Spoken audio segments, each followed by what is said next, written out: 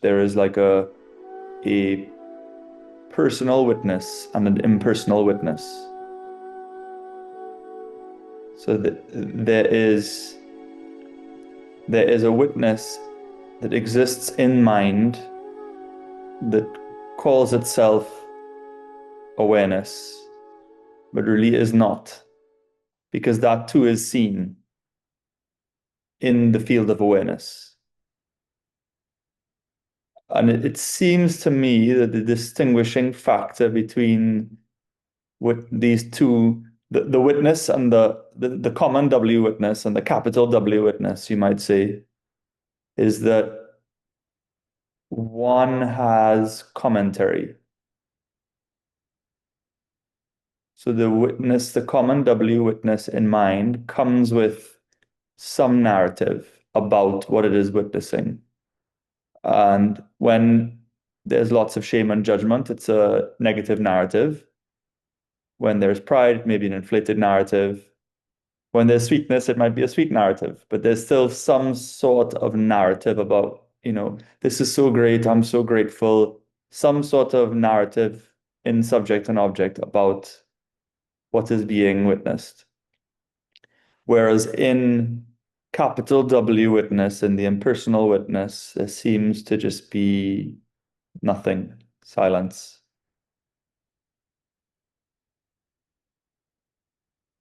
I was wondering if you could speak on this. Mm. Or if we could inquire further into this together, I should say. So, mind is reflective.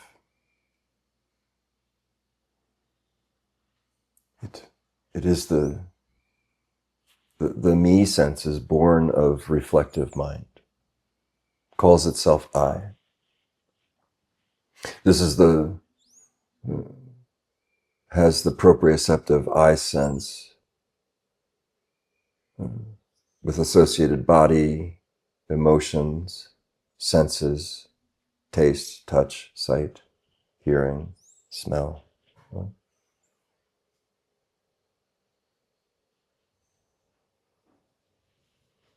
This I is the subject.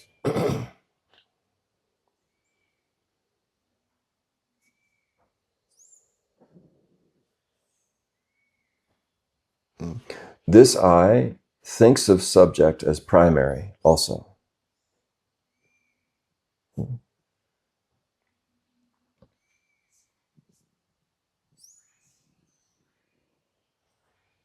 And as you say, it's exactly as you say, so many narratives, so many different positions to take on the scene in play in the mind. Can stand here and see the sweetness, can stand here and see the bitterness,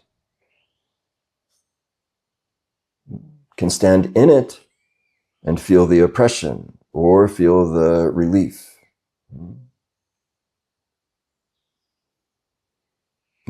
This subject is not primary, it is subject to awareness. Thinks of itself as primary, but is really only a reflection in reflection. In reflections. Maybe that's better, easier to see it this way. A mirror in a hall of mirrors calls itself I.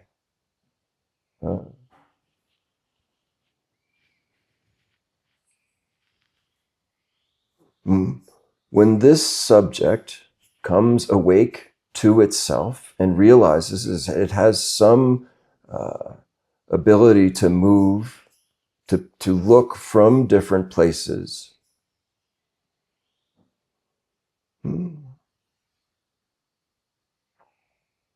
it will see the relativity, the subjectivity of the subject, and will know it is not primary. One can circumambulate the object of attention and see it from every angle. This is what Hawkins, Doc, calls positionality.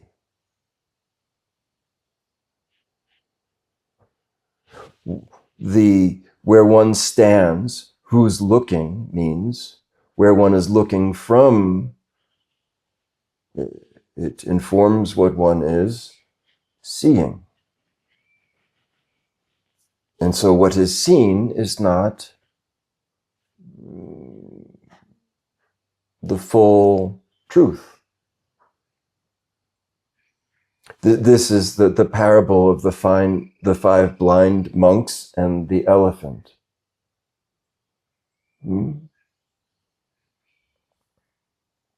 Each one certain that what they're seeing is the truth, but not knowing where they're looking from is the relative subjective positionality of perceiving. And it is narrow, myopic. It is entranced. One is mesmerized in these angles of reflection. So one comes to life in the subject, we could say, awakens in the subject, and then begins to look from different places, to view the scene from different perches, from different seats of awareness. In this comes to see this is fallible, unreliable. The personal expression of this subject awareness is, what could I say? What could I do?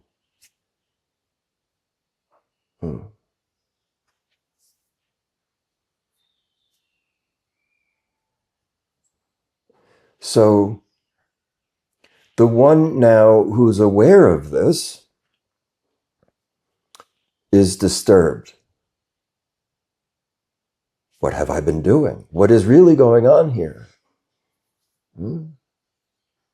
All manner of subtle, archetypal, metaphor, like the seeds of metaphoric interpretations will be revealed to this one, and very common to be disturbed or afraid in this.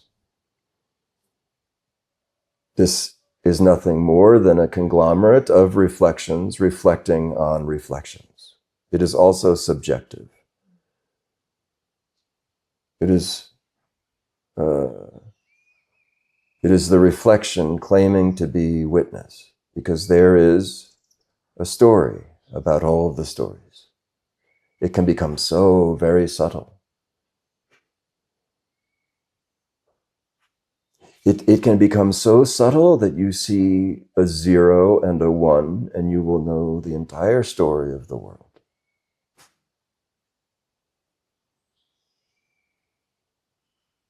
And this one still may have a subtle tendency to make it right or wrong, good or bad, or to even wonder why. Yes.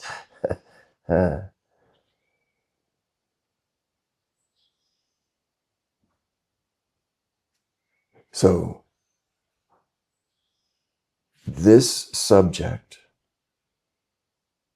is subject of awareness. It is the subject of awareness. The subject is the object of awareness. Do you see? You can see it and still somehow, this is one of the most magnificent tricks, is that still somehow be identified as object, thinking itself subjective and in the awareness. But you see, it is only seen from awareness. And it is not colored. It is uncolored. It is vairagya.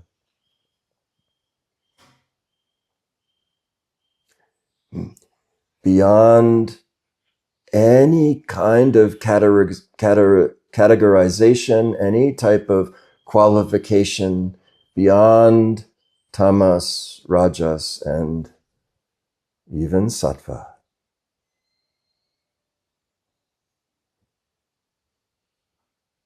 Uncolored.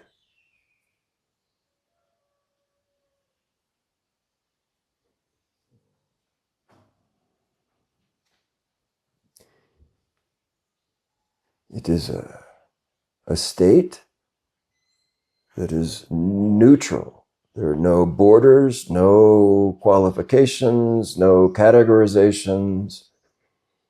This, to the subject, is called boredom.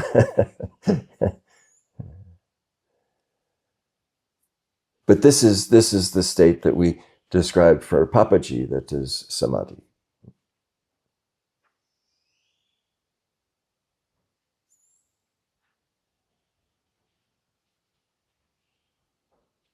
So awareness for a very long time is a bit like a stacking doll.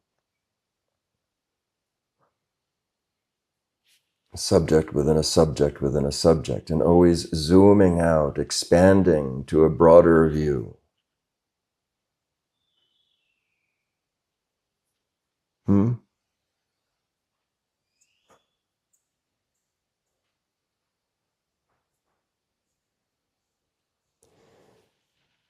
To put it in the language of David Hawkins, the best as I understand how he expresses it, the subject is identified in and with the content.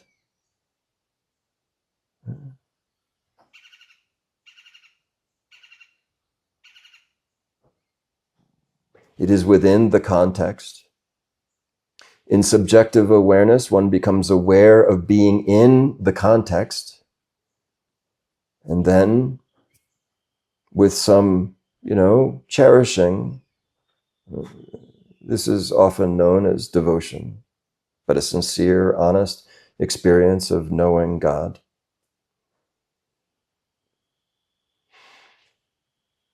And then there's a shift. It's not something that the subject can do.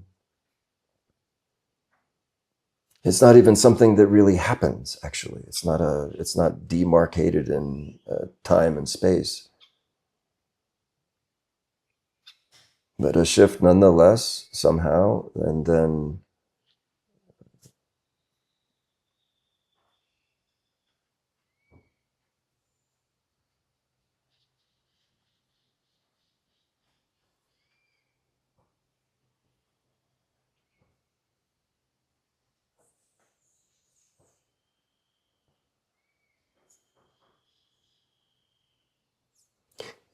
from here, like in Muji's invitation, yes, the past is dropped, future is dropped.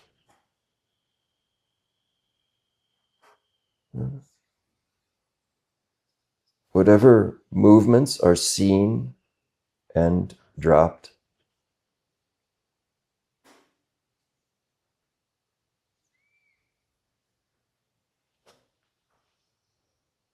In neutral awareness, maybe some early movement and impulse to reincarnate, to move back into subjective I-ness. Leave it.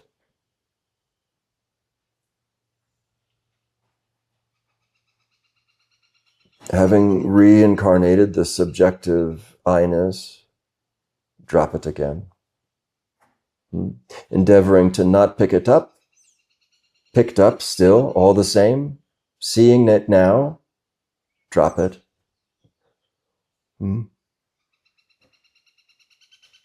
Not as a problem, not as a rejection, just as a...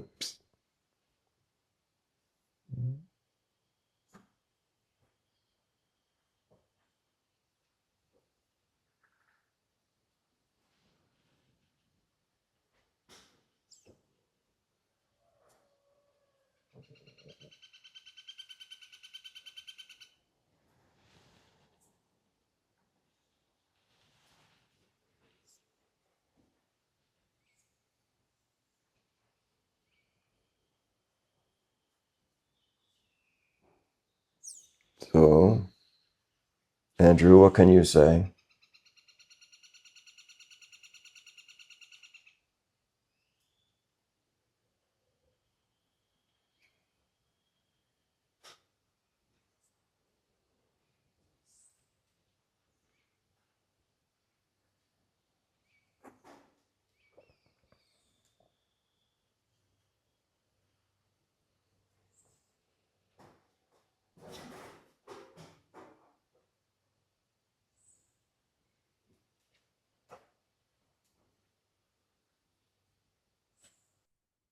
Nothing.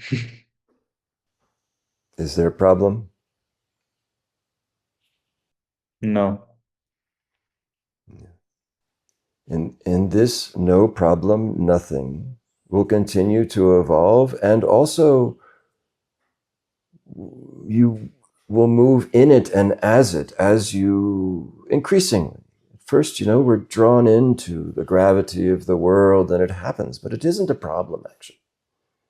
Because in this moment, is it true for you whether I'm talking or not talking, whether you're thinking or not thinking? Is it less true now than it was yesterday or will be less true tomorrow?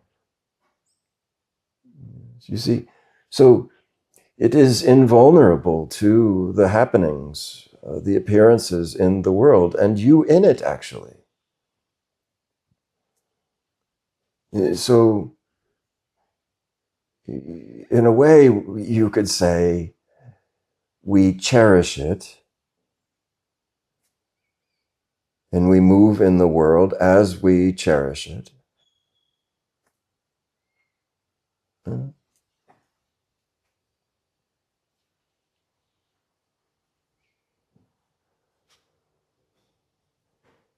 I like to think it's like holding water in your hands. You can't cling to it.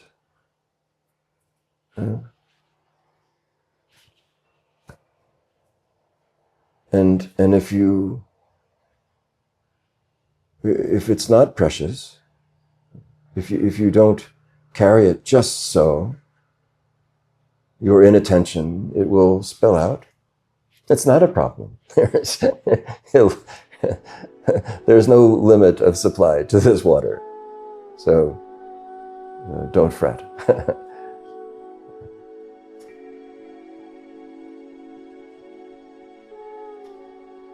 My suggestion, drink it. So much easier to carry this way.